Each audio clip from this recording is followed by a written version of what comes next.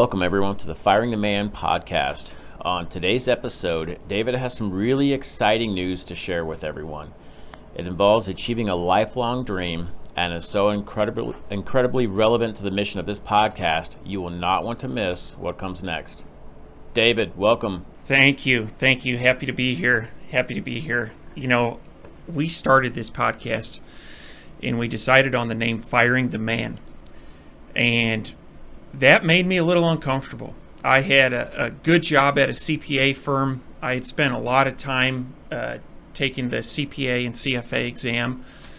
And the thought of leaving that made me uncomfortable, but it was my ultimate goal. I've wanted to fire the man for about 4 years now. And so yesterday was my last day at the consulting firm that I've been working at for 8 years. And so I have officially fired the man. Ken, we have both officially fired the man, which is super exciting. That's awesome. I'm super happy for you, very proud of you. You've been working hard. So how are you feeling today? You know, it's funny. I woke up and usually I'll grab my cell phone. I'm like half awake, half asleep. And yesterday, so my company's email was through Outlook. And yesterday I deleted my Outlook app. But this morning I woke up and I'm a creature of habit. I was scrolling through my phone looking for the Outlook app because I always check my email first thing in the morning, which is not a healthy way to start your day, but it's what I've been doing. So it kind of hit me like I don't have any emails to respond to. No partners emailed me at midnight last night and are going to be looking for a response early this morning. And so I'm feeling great. I'm feeling really good. I will say there was a touch of sadness when I left. The show's called Firing the Man, but I don't want that to be disingenuous towards the company that I worked for. I had great experiences. I worked with a lot of great people, and I'm, leaving those people. And so, in public accounting, it's a lot of turnover. And so I've had a lot of people that I've been friends with that have left, and usually on their way out, they'll say, let's stay in touch. And oftentimes you will stay in touch, but it's not the same. Like your relationship changes. And I know that that's going to happen. And so, when I broke the news to the firm, I asked 3 partners that I'm really close with, a managing partner and 2 others that I've worked with. And I got emotional. And it didn't help that my son was up like all night the night before. But when I'm tired, man, I cry. And I in that meeting, I could not keep my shit together. I got teary and I think it was genuine. Tom is one of the partners. I told him, I've talked to you every week for the last 8 years. It's hard for me to envision life after this. I mean, I don't know. I know a lot about him. I consider him my friend, and I know that relationship's going to change. And so I was sad. Now, that said, that sadness, I don't want to make it go away by going back and working for the man. I'm very happy with the direction things are going, and so yes, it's sadness, but it's not something that I want to change. I'm really excited to be doing e-commerce full time, and so. But, kind of reflecting on my experiences, Ken, you were gracious enough to meet me on my way out yesterday. And I was thinking on my elevator ride down, I had spent somewhere between 20 and 25,000 hours in that building, which it was a lot of early mornings, a lot of late nights, a couple all-nighters. That's just a lot of time to spend in one spot. Yeah, that is a lot. And I left my company, that I worked for 7 or 8 months ago, and in kind of going through that, it's like you're closing down a chapter and you're opening a new one. So as you're kind of going through these, and some people hate their job, some people really like their job. So you really liked your job, and so it was a tougher thing for you to do, to go through, more emotional process, right? So as you woke up this morning, you had mentioned you were, kind of flipping through your phone, and that was your instinct and your reaction. And so, do you have any? So looking ahead, like that capacity, do you have like that excitement? Like, are you thinking about what you're going to fill your time with, and can you kind of go through that? Like, So, Ken, to answer your question, the last 4 years, this has been my daily routine. I'll wake up at 4 a.m. and I'll get into my office around 4:30, and from 4:30 to 7:30, 4:30 to 7, I'll work on my e-commerce business. And then I go and work my full-time job. And, I would say, like looking back at 2020, I'll bet I worked 60 or 70% of the weekends. But Monday through Friday, 9 to 5, that was time that I was working at my full-time job. And so there's not a lot of business that gets done outside of 9 to 5, Monday through Friday, in terms of like calls with suppliers and so I had to adapt, and, most of my communication was through email. I would give people heads up like, hey, I'm not going to be available during the day. Like, maybe could we talk early in the morning or in the evening? And so, that piece of it, I'm really excited is to just take that real estate in my mind that I was using for 40 or 50 hours a week at my full-time job and apply it to e-commerce. And free up some time on the weekends. One thing I'm doing is taking a sabbatical and doing some traveling, and I'm looking forward to unplug. I mean, it has been a grind, and to all of our listeners that are working a full-time job, it is a grind, but it's doable. It's doable. You need to make sacrifices, and what I always told people was, if they'd ever say like, how do you have time to do all this stuff? And I always respond like, I don't watch a lot of TV. I don't spend a ton of time on social media. If you look at, you can find 2 or 3 extra hours in your day by cutting out some BS. And I feel like I've trimmed the fat in a lot of different areas. And so, don't get me wrong, I still like watching Netflix every so often, but like Game of Thrones, that is a freaking commitment to watch 7 seasons of that, and it's a great show, but it takes a lot of time. And so, anyway, one thing I do want to circle back on is my time at this consulting firm, because you hear of people wanting to fire the man, and there's a different sense of urgency behind it. And one reason that I didn't have huge urgency to leave was I was learning. So in my role, I worked on mergers and acquisitions, probably got to see 50 companies be bought or sold. I worked on fraud and forensic projects, which was digging into companies, seeing what went wrong, was there any fraud, and then a bunch of other miscellaneous consulting projects. And so I would say in those 8 years, I probably had exposure to 150 or 200 companies. And, as a consultant, we are telling the client what they should do. And so when I was running my own business, I basically just took all of that advice and did it. And so, the reason that I bring this up is that, we talk about firing the man, right? If that's your ultimate goal, consider changing who you work for. If you feel like you're at a dead end job or you're not learning anything, obviously in the last 8 years I was compensated from that firm, but I'll tell you the biggest amount of compensation that I received was knowledge and exposure to companies. I learned about business, and so I was in the recruiting role at that firm, and a lot of kids coming out of school would say, I'm thinking about getting my MBA, and I always said, come and work here for 5 years and you'll have your PhD in how to run a business. And I truly feel that way. And so I know we have some college students that tune into this. My background was in accounting and finance, and I think a consulting firm at a public accounting firm, there is not a better place to learn. And obviously, there are different skill sets you bring to the table, right?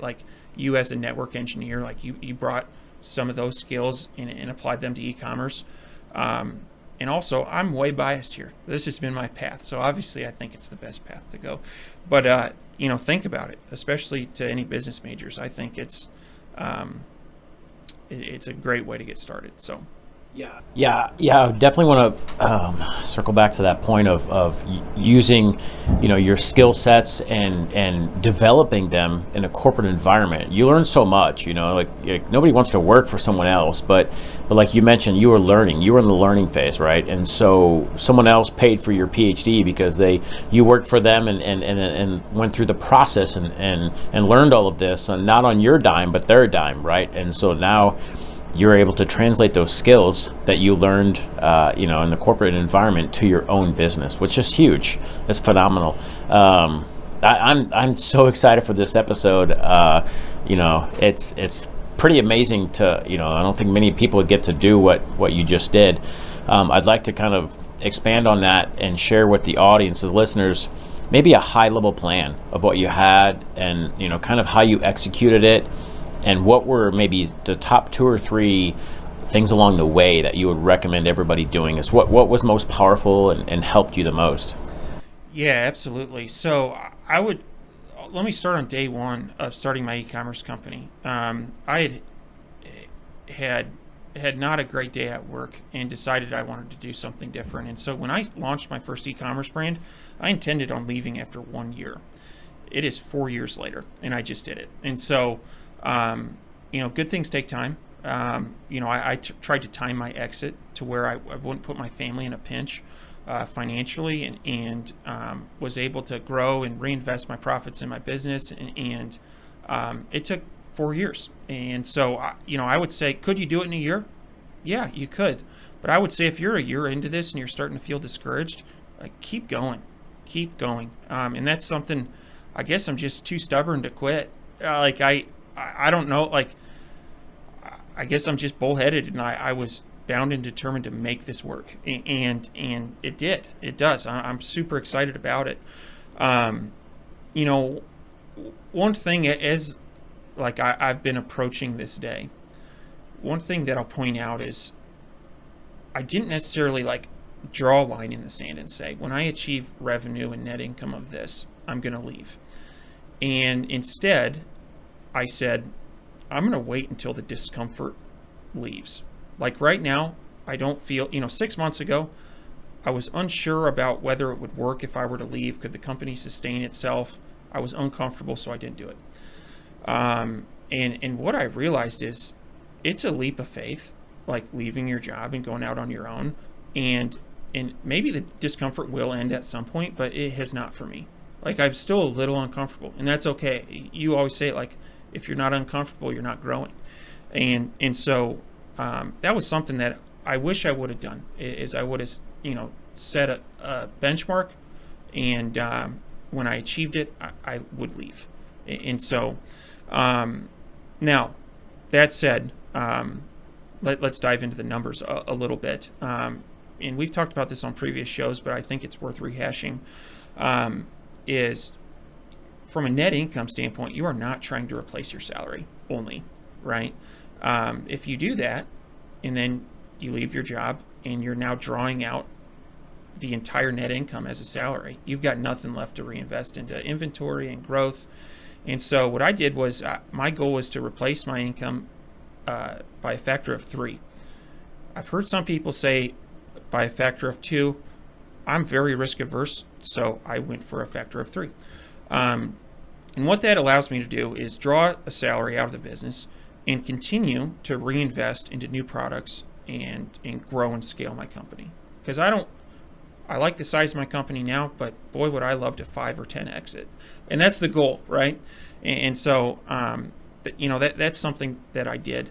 And so I would say the other thing was surrounding myself with like-minded individuals. And, in preparation for this episode, I went back and I listened to the episode that you did when you fired the man.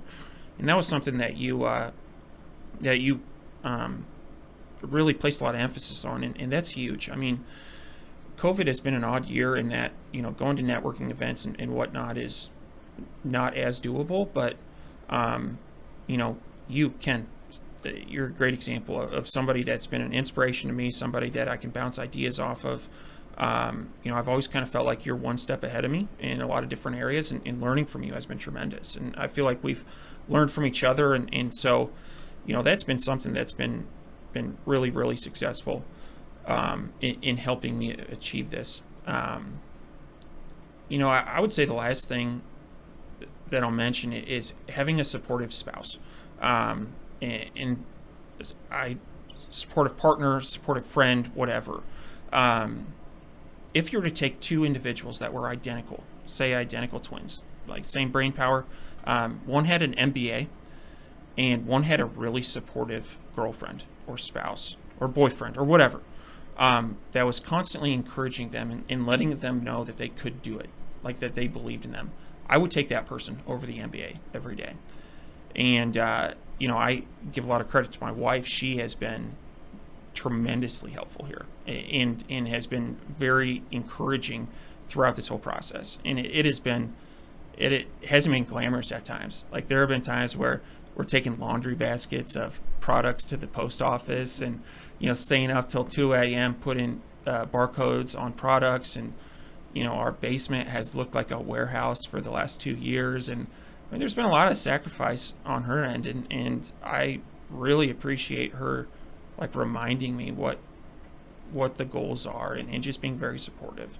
And so anyway, that's long-winded explanation, but there's something about that. Yeah, I definitely agree and think that's really, really powerful. So if you're listening out there, and not to say go pick a different partner, but if you don't have a partner and you're looking for one, try to find one that is super supportive, because I think that's a magical connection, and it's almost like a superpower. You reach out and get that. One other thing I want to circle back to, is you had mentioned, it takes time, right? Like this has been a 4-year process for you, and you've kind of methodically planned this out. And it's like almost anything that I have found in business, if it's too good to be true, then it probably is. This doesn't happen overnight. This is a long process that it's a grind and it takes time. But if you continue to play it out and just continue to put in the work, it'll be successful. It just takes time. I've seen that with my website traffic. I've seen that with my sales. I've seen just about anything. You just give it enough time, and it'll work out. So Ken, we had been talking about when I was going to leave, and I had said March 2021 was kind of when I thought I would be leaving, or like putting in my notice to leave. And I had a realization one day, and I kind of frantically called you. Like I sent you a Skype message, and I want to get I felt like a kind of a crazy man that day, but I want to get like, what was your reaction to that? And tell me about the call. Yeah, sure. So, you normally, don't reach out frantic like that. And so I was like, well, something is important. I don't know what happened. There's an emergency or something. So we connected, and you're like, could you have a minute? And I'm like, yeah, like what's going on? And you told me, and I'm like, holy shit. And I'm like, I could tell, from our conversation and from how hyped you were, like you were so charged and energized, and I was like excited, and you were like, I'm doing it. I'm like, hell yeah. And so like that was it was super powerful when you had said that, and the way you said it, like I knew like David is gonna bust through these walls, like he is gonna just hard charge through there. So yeah, it was a pretty exciting moment to have that call. Definitely. Yeah, I was there was like a switch that flipped, and I told my wife, and I was jacked up. I was excited, and then I was like, I gotta tell Kent. We have a podcast called Firing the Man. That's what I'm doing. I gotta tell him. And so it was, from that point forward, I think the next day I put in my notice, or got the ball in motion, and it was just such a wonderful feeling. And so I have a lot of people to thank. I don't mean to make this sound like I did this all on my own. but there's a lot of early mornings where no one was up and it was just me grinding away in my office, and a lot of weekends and a lot of, stuff that I've skipped and sacrifices I've made. And God, it just, the feeling of satisfaction that I have right now is wonderful. And I don't mean to say this to gloat. It is to let our listeners know, like, those of you in the grind stage, keep grinding. It is, the juice is worth the squeeze. It is such a good feeling. And it's more like the type of satisfaction you just hold on the inside. Like, obviously I was pretty pumped up the day I told you, but like most of the satisfaction just, is on the inside, and it's a wonderful feeling. And so, 4 years, a lot of time, a lot of energy, but we did it, man. We did it. Yeah, absolutely. Before I kick it back over to you to close out the show, I'd like to kind of mention one thing to the listeners and to the audience. David and I are just two normal guys doing our thing, and we're just kind of documenting our journey. And, just a year ago, like this, none of this, David and I still had jobs. And so we're not smart, I'm not smart at all. David's pretty damn smart. I'm not that smart. So if I can do it, anyone can do it. So we're just two normal guys grinding away, and this is possible for anyone. Absolutely anyone. Anyone listening to this, if you haven't started yet, get going. And if you're in the process, keep grinding, like David said, because this is possible to get your freedom, to take your freedom back, and support yourself and your family, and it's an amazing feeling. So David, I'm so excited this episode. It's pretty amazing. So you want to wrap up the show? Yeah, absolutely. One last thought I have is during the 2021 goals episode, I announced this. I announced that this year I'm firing the man. And actually, when we did our 2020 goals episode, I had it written on my paper that I was going to fire the man, but I was scared to say it. And I think as a result, I did not fire the man in 2020. And so if there's something to this, just putting it out there and telling someone, this is my goal, it holds you accountable. And so to the listeners, if you want to establish a game plan and a roadmap for firing the man, or you simply just want to tell somebody, hey, this is my game plan, go to firingtheman.com, click on the microphone, and leave us a voicemail. And we'd love to follow up with you and, potentially help you with that game plan and roadmap. When Ken and I both started this podcast, we worked for the man, but, we have successfully fired the man, and are really excited for the next chapter. And so, but thanks for everyone for tuning in, and we'll see you next week.